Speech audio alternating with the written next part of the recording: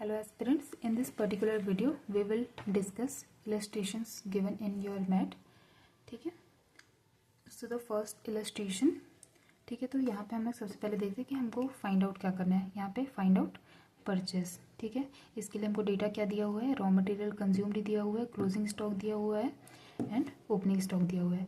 तो जैसे कि हमने डेफिनेशन ऑलरेडी यहाँ पे कॉस्ट शीट में देखा हुआ है कि रॉ मटेरियल कंज्यूम्ड हमको निकालने के लिए क्या करना पड़ता है, ओपनिंग स्टॉक में purchase and carriage inward plus करना होता है एंड क्लोजिंग स्टॉक माइनस करना होता है. ठीक है, तो ये हम सेम इसमें कर देंगे. ठीक है, तो रॉ मटेरियल कंज्यूम्ड हमको दिया हुआ है. ठीक है, 26,500.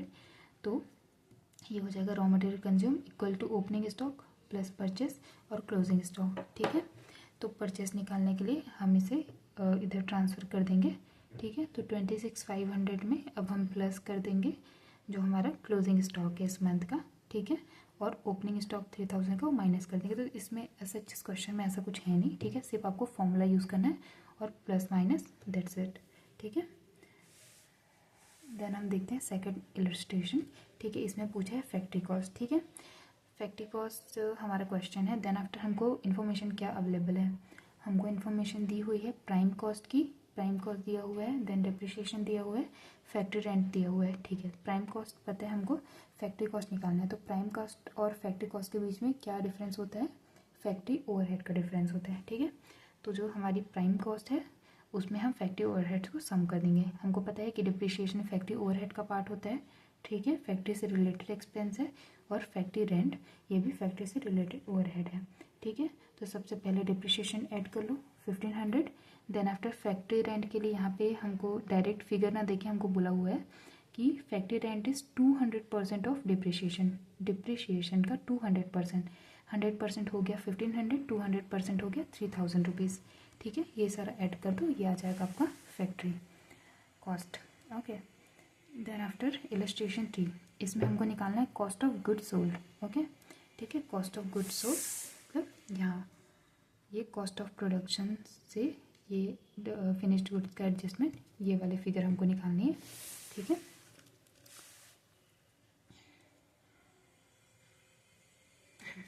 तो कॉस्ट ऑफ गुड्स सोल्ड निकालना है और इसके लिए हमको डिटेल्स दिया हुआ है.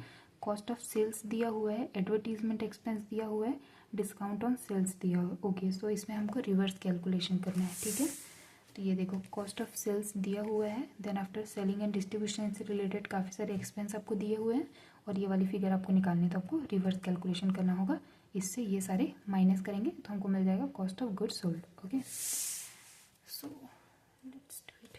ठीक है, सो ये हो जाएगा cost of goods sold plus selling and distribution. जब हम करते हैं तो हमको मिलता है कॉस्ट ऑफ सेल्स, लेकिन यहाँ पे हमको कॉस्ट ऑफ गुड्स सोल्ड निकालनी है. तो कॉस्ट ऑफ सेल्स हमको दिया हुआ है, वहाँ से हम माइनस कर देंगे सेलिंग एंड डिस्ट्रीब्यूशन ओवरहेड. ठीक है, तो कॉस्ट ऑफ सेल्स का अमाउंट यहाँ पे दिया हुआ है, इसमें से हम माइनस कर देंगे. एडवर्टीजमेंट एक्सपेंस दिया हुआ है 600 एक्सपेंस, ये S&D का S&D ओवरहेड होता है एक. ठीक है, then after discount on sales तो ये अगेन S&D का पार्ट होगा. 50% ऑफ एडवर्टीजमेंट एक्सपेंस, ये है हमारा 100% 600, तो इसका 50% हो जाएगा 300. ठीक है, ये आ जाएगी कॉस्ट ऑफ गुड्स सोल्ड. इसमें सारा आपको फाउंडेशन में ऐसा कुछ डिफ़िकल्ट नहीं क्वेश्चन होता. ठीक है, सारा आपको कॉस्ट शीट की बेसिस पे कैलकुलेट करना है. ठीक है, देन आफ्टर है इलस्ट्रेशन 4, इसमें आपको फाइंड आउट करना है ऑफिस एंड एडमिनिस्ट्रेशन ओवरहेड. ठीक है, दिया क्या हुआ है हमको, फैक्ट्री कॉस्ट दिया हुआ है एंड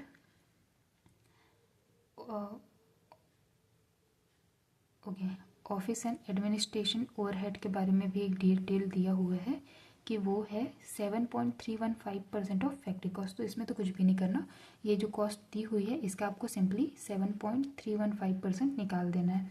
ठीक है, तो ये हो जाएगा हमारा 7.315% ऑफ 3,95,000. ओके, देन आता है इलस्ट्रेशन 5. ओके, इलस्ट्रेशन 5, इसमें हमको पूछा है find closing stock of work in progress.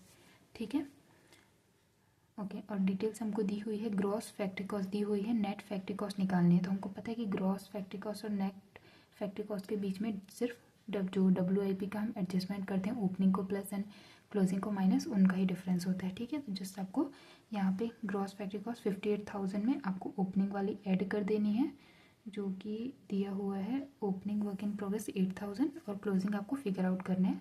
ठीक है, तो 58,000 यहाँ पे ओके, आप रिवर्स कैलकुलेशन भी कर सकते हो।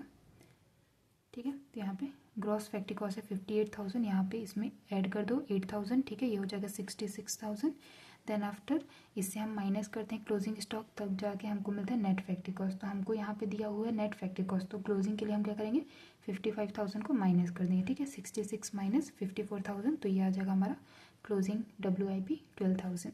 ओके, नेक्स्ट इलस्ट्रेशन 6, इसमें पूछा हुआ है वर्क्स कॉस्ट। वर्क्स कॉस्ट क्या होती है, फैक्ट्री कॉस्ट।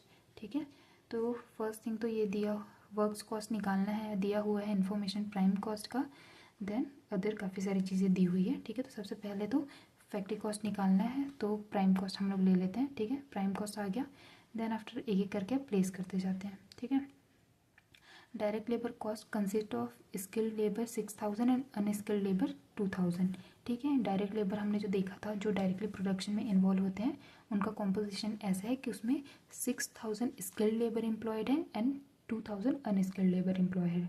ठीक है, इसमें आपका कुछ एडजस्टमेंट नहीं करना, ये फर्दर जो ये परसेंटेज निकालने के लिए दिया हुआ है। ठीक है, क्योंकि प्राइम कॉस्ट हमको ऑलरेडी दिया हुआ है और हमको वर्क्स कॉस्ट निकालना है, तो डायरेक्ट लेबर की कॉस्ट का तो यहाँ पे कुछ भी नहीं करना। ठीक है, तो आप इसको इग्नोर करो, जस्ट इसका एक परसेंट लेना है यहाँ पे।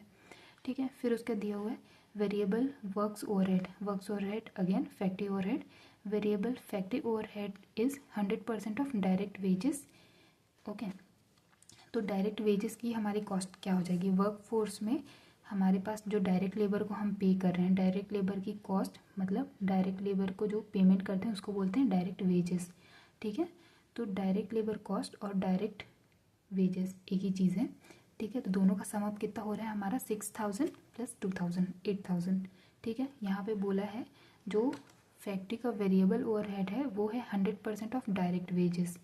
ठीक है, तो 100% ऑफ डायरेक्ट वेजेस कितना हो जाएगा 8,000 का 100% मीन्स की 8,000 अगेन।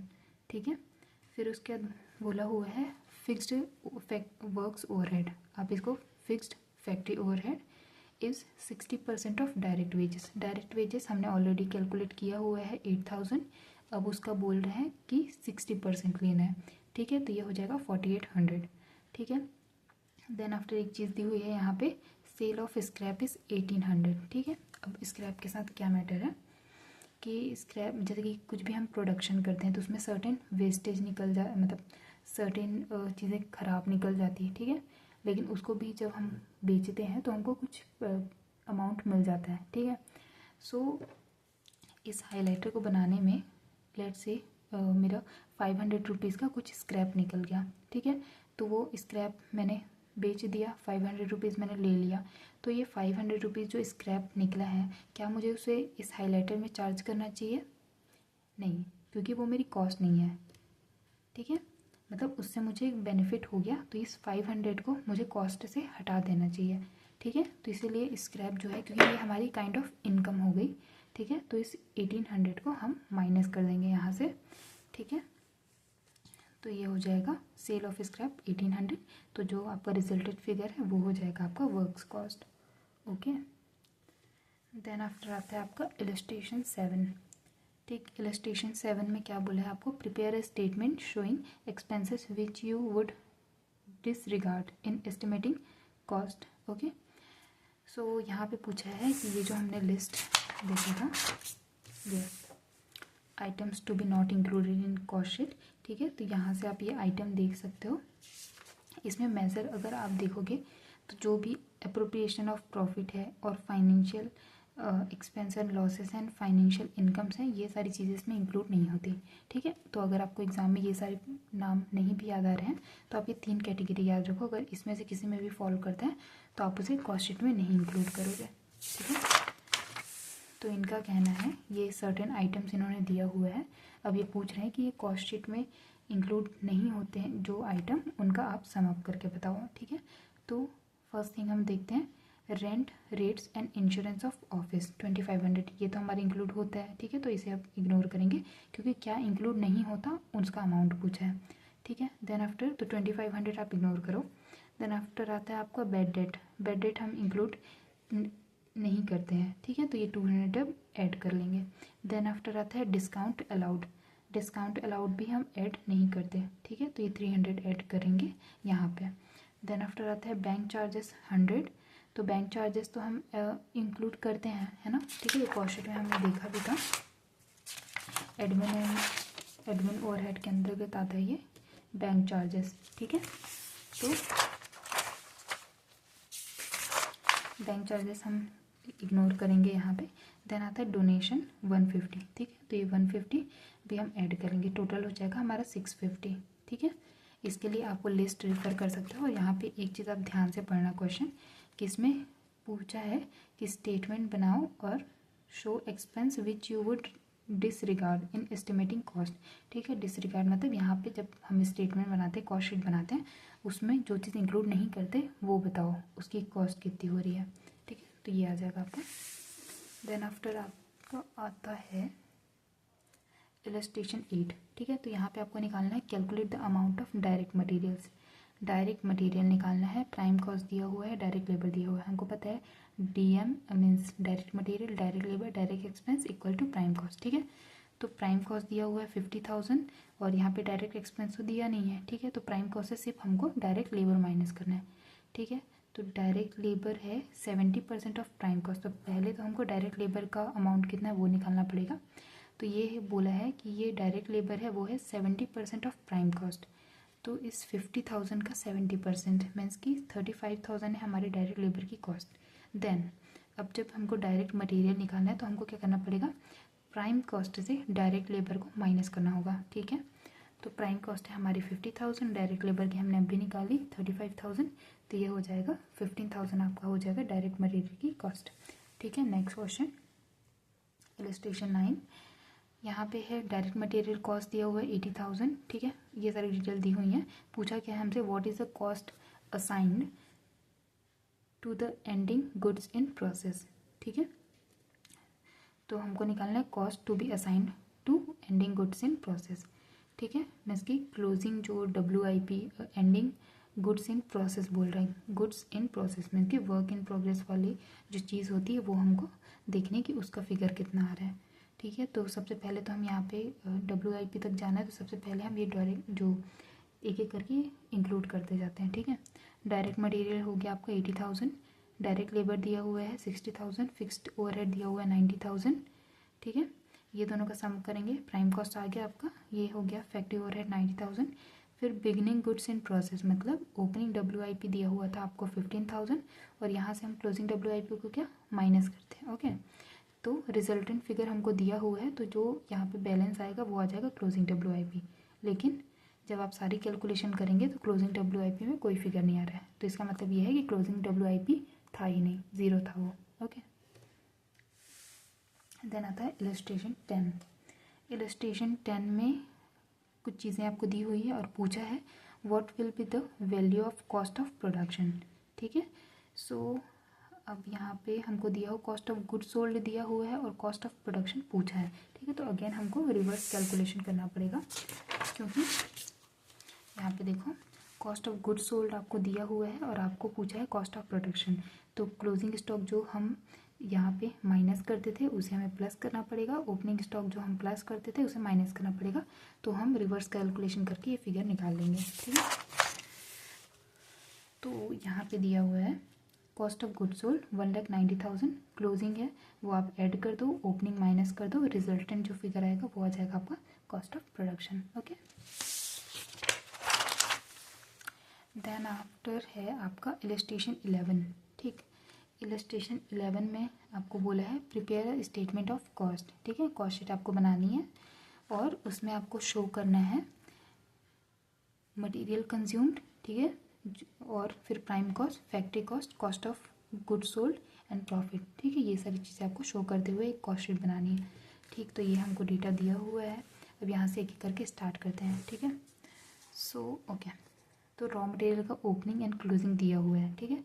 तो सबसे पहले हम क्या करते हैं, रॉ मटेरियल का ओपनिंग लेते हैं, ठीक है, 60,000। देन आफ्टर आता है हमने कुछ परचेज़ किया होगा यहाँ पे, परचेज ऑफ रॉ मटेरियल, हाँ ये 9 lakhs का हमने परचेज़ किया तो ये परचेज़ हम ऐड कर लेंगे।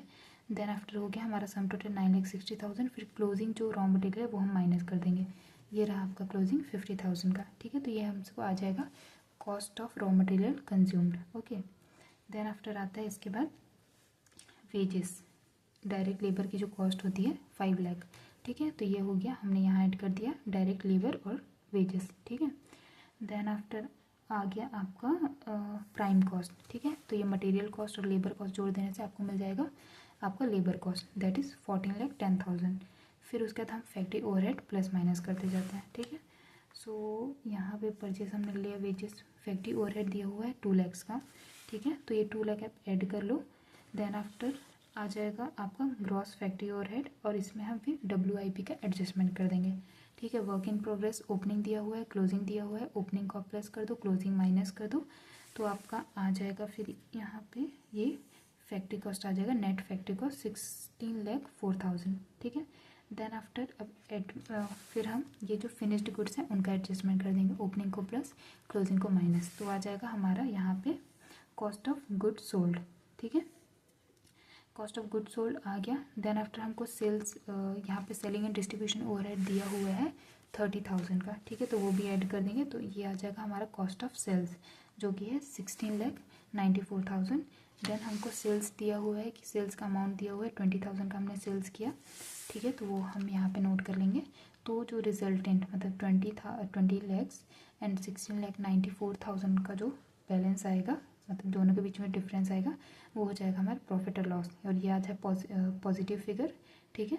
तो ये हो जाएगा हमारा प्रॉफिट, ठीक। Next question, okay. So illustration 12, इसमें पूछा है prepare a cost statement. Again अगर आपको अभी, क्योंकि आपने जैसे ये चीज़ें आपने पहली बार पढ़ी है, तो आप कॉस्ट शीट में बार बार जाके एक बार देख सकते हो कि कैसे कैसे बनाना है, ठीक है। काफ़ी इंपॉर्टेंट है एग्ज़ाम के लिए। कॉस्ट शीट आपसे सबसे पहले आपको ख़त्म करना है, ठीक है। तो सिंपली आपको वो स्टेटमेंट बनाते जाना है, और इस सारे मटेरियल का, जैसे कि हम कहाँ से स्टार्ट करेंगे, इसमें ओपनिंग जो रॉ मटेरियल दिया होगा वहाँ से स्टार्ट करेंगे। तो ये देखो ये दिया हुआ है, ठीक है। तो ये है 40,000, ठीक है, opening raw material. Then after हमने परचेज किया है रॉ मटेरियल का, वो हम प्लस कर देंगे यहाँ पे। देन जो closing raw material, stock of raw material closing date पे दिया हुआ है 50,000, यहाँ पे 50,000 दिया हुआ है, ठीक है। तो वो हम माइनस कर देंगे, एक एक करके देखते जाते हैं यहाँ पे, ठीक। ये हो गया। देन आफ्टर कैरेज इनवर्ट दिया हुआ है, ठीक है। तो ये भी हमारे प्राइम कॉस्ट का पार्ट होता है, ठीक है, 12,500, तो वो भी हम ऐड कर देंगे। तो इससे हमको मिल जाएगा मटेरियल कंज्यूम्ड, ओके, ठीक है। देन आफ्टर वेजेस हम ऐड कर देंगे, तो ये हो गया हमारा डायरेक्ट लेबर मिल गया, तो ये हो जाएगा हमारा प्राइम कॉस्ट 6,52,500, ठीक है। फिर उसके बाद फैक्ट्री से रिलेटेड ओवरहेड्स दिए हुए हैं, तो सबसे पहला दिया हुआ है यहाँ पे कैरेज इनवर्ट हमने ले लिया, वर्क्स मैनेजर सैलरी, ठीक है। तो ये हम ले लेंगे 30,000। देन आफ्टर आता है आपका फैक्ट्री एम्प्लॉय सैलरी 60,000 ले लेंगे। ये factory rent 7,250, replacement of machinery no 10,000, replacement की कॉस्ट यहाँ पे नहीं आएगी, ठीक है। ये कैपिटल नेचर का है और यहाँ पे नहीं आया था, ठीक है। देन आफ्टर आता है आपका ये पावर एक्सपेंसेस 9,500, ये भी इसका फैक्ट्री ओवरहेड का पार्ट बनेगा। फिर अदर प्रोडक्शन एक्सपेंसेस, ठीक है। तो ये 43,000 भी हमारा फैक्ट्री ओवरहेड का पार्ट होगा, ठीक है। ये हो गया। Then sales for the year, income tax, ठीक है। तो ये सारा आपका आ गया। देन आफ्टर आपको दिया हुआ था ओपनिंग वर्क इन प्रोग्रेस 15,000, और क्लोजिंग दिया हुआ था यहाँ पे ओपनिंग 15,000 WIP और क्लोजिंग WIP 10,000, तो इसको भी ओपनिंग को प्लस क्लोजिंग को माइनस, ठीक है। देन आफ्टर आपका आ जाएगा वर्क्स कॉस्ट। फिर जो जनरल एक्सपेंसेस है वो होता है एडमिन ओवरहेड, ठीक है। जनरल एक्सपेंसेस आप ऐड कर देंगे तो आपका आ जाएगा cost of production. Cost of production में फिर यहाँ पे आपको ओपनिंग फिनिश्ड गुड्स दिया हुआ है, क्लोजिंग फिनिश्ड गुड्स दिया हुआ है, तो इसका एडजस्टमेंट कर दो, तो आपको ये मिल जाएगा यहाँ पे कॉस्ट ऑफ गुड्स सोल्ड, ठीक है। फिर सेलिंग एक्सपेंसेस दिया हुआ है, ये देखो सेलिंग एक्सपेंसेस दिया हुआ है 9250, तो सेलिंग एंड डिस्ट्रीब्यूशन ओवरहेड के अंदर वो आप ऐड कर दो 9250, ठीक है। तो आपका आ जाएगा cost of sales. Then after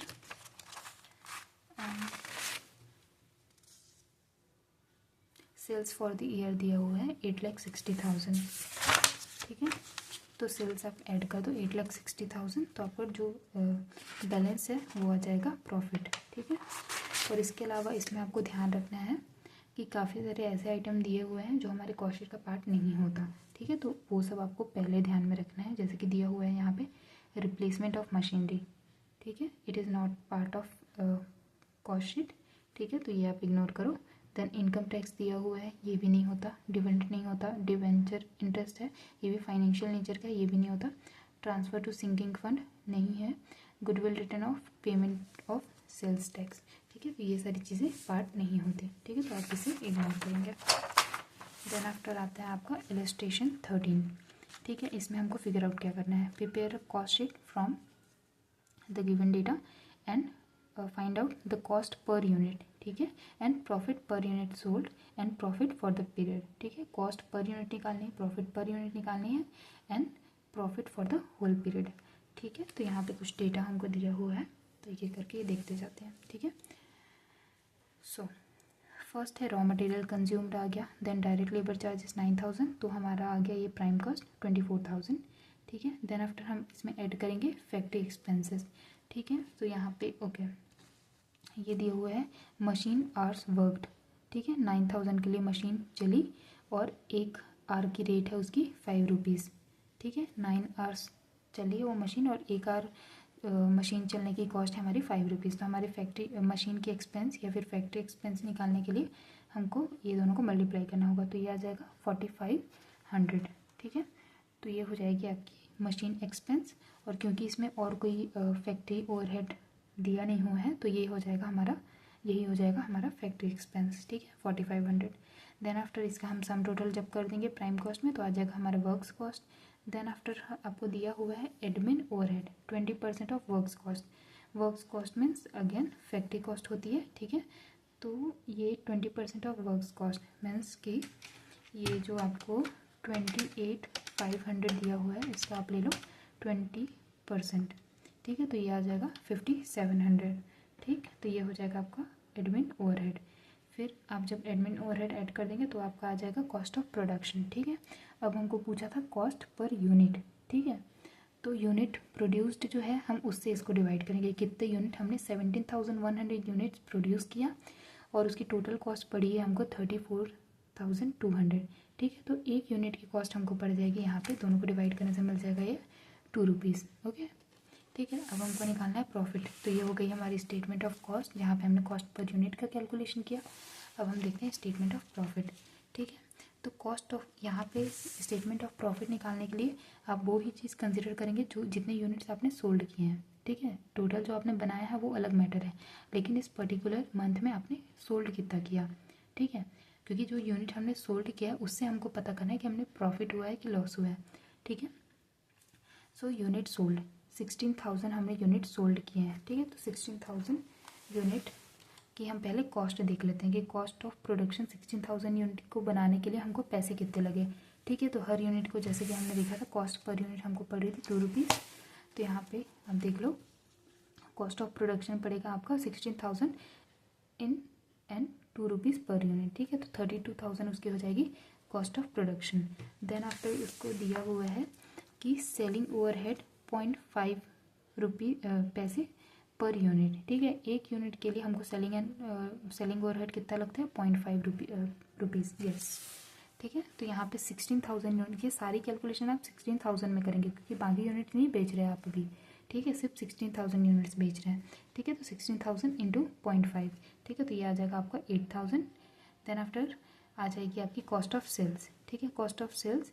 then after आपको सेल का अमाउंट दिया हुआ है आई थिंक कि यूनिट सोल्ड किया है हमने 16,000 एट 4 रुपीज़ पर यूनिट, ठीक है। तो टोटल सेल्स आपने किया है 16,000 इंटू 4 का मीन्स 64,000 का आपने सेल्स किया हुआ है, ठीक है। तो दोनों के बीच का जो डिफरेंस है वो आ जाएगा आपको प्रॉफिट, ठीक है। अब प्रॉफिट आ गया आपको 24,000। ये प्रॉफिट आपको कितने यूनिट्स के लिए आया है 1000 यूनिट्स के लिए आपको आया है 24,000 का प्रॉफिट। ठीक है, तो एक यूनिट से हमको कितना प्रॉफिट हुआ वो हमको निकालना है। तो 24,000 को हम 16,000 यूनिट से डिवाइड कर देंगे, तो हर यूनिट के पीछे हमको 1.5 रुपीज़ का प्रॉफिट हुआ है। ठीक है, नेक्स्ट फिर आ जाता है आपका ये